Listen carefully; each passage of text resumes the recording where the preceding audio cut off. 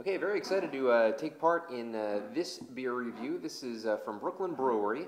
Of course, we've done a few of their beers. I believe we did their Pilsner and their black chocolate stout as well. This is one of their bigger beers. It's a Belgian strong pale ale. It's called Brookyn Local 1, coming in at 9% alcohol by volume. The style of beer also known as a Belgian golden ale. It's usually ranging between 7 and 11% alcohol by volume.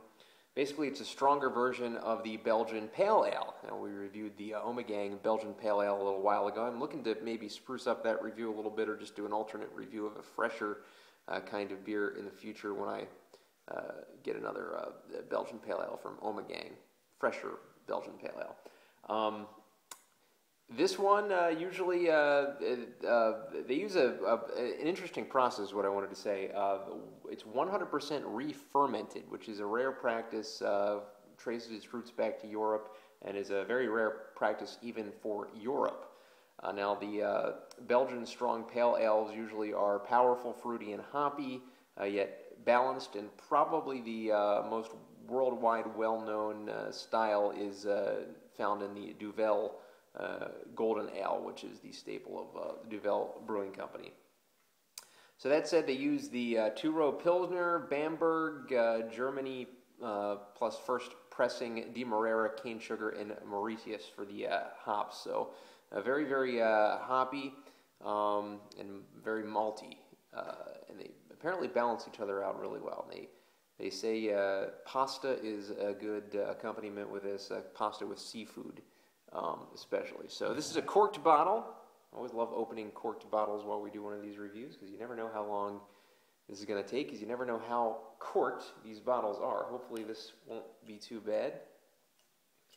Love the corked ones because they just seem more official, a little more of a champagne kind of tone to it. So there we go. Just popped it, and here is the logo, by the way, Brookyn Local 1, and there is a story on the back of it. I'll read it. It's not that long. It says, in Williamsburg, Brooklyn, we forge barley malt and hops from Germany, aromatic raw sugar from Mauritius, and yeast from Belgium into Brookyn Local 1. Behind the golden color, find a dynamic complex of flavors, Belgian flair, Brooklyn fortitude, and a dusting of yeast after 100% bottle re-fermentation. Enjoy it locally or globally as an aperitif or with your favorite dishes. So we're going to pour it into a chalice, St. Bernardus chalice. We're getting some use lately. And we see a very light golden ale with a big, big, huge, white, fluffy head. As we'll just pour it up, about up to the shield of the St. Bernardus logo, which you can't see from this vantage point. Very, very hoppy-looking golden ale, or malty-looking, hoppy-looking golden ale. Almost looking like a triple.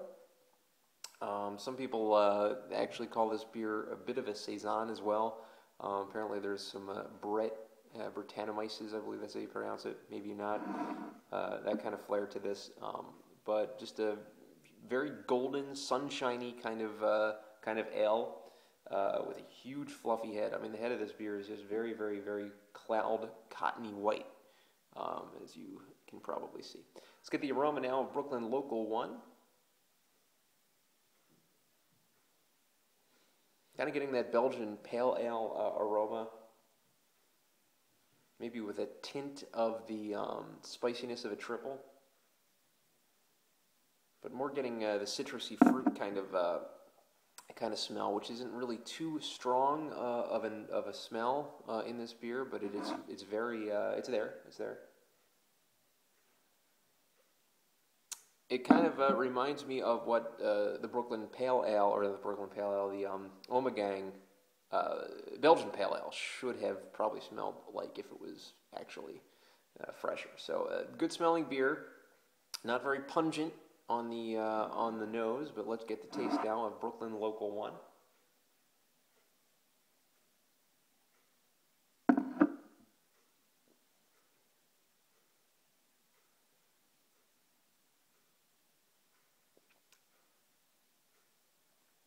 You're definitely getting that a really alcohol tone to this beer. A little bit of carbonation as well, not quite as carbonated as the Belgian Pale Ale from Ommegang, but Definitely getting a little bit of a tinge of carbonation. Not too much of a flavor bomb in this beer either. It's a beer that tastes. I can get a little bit of the roasted tone as well in this. Let's get another taste of this. See if this still holds up.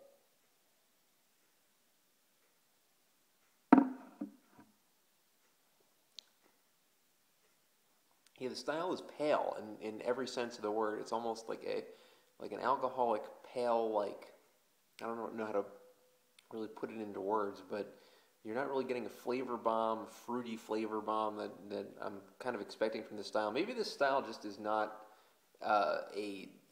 just a flavor bomb kind of all around kind of style. Maybe it's just a pale kind of light style. Talking about both styles, the Belgian Pale Ale and the Belgian Strong Pale Ale. That said, as far as I know, this is fresh. So, and it tastes a lot fresher than the Belgian Pale Ale from Ommegang, which I keep comparing it to.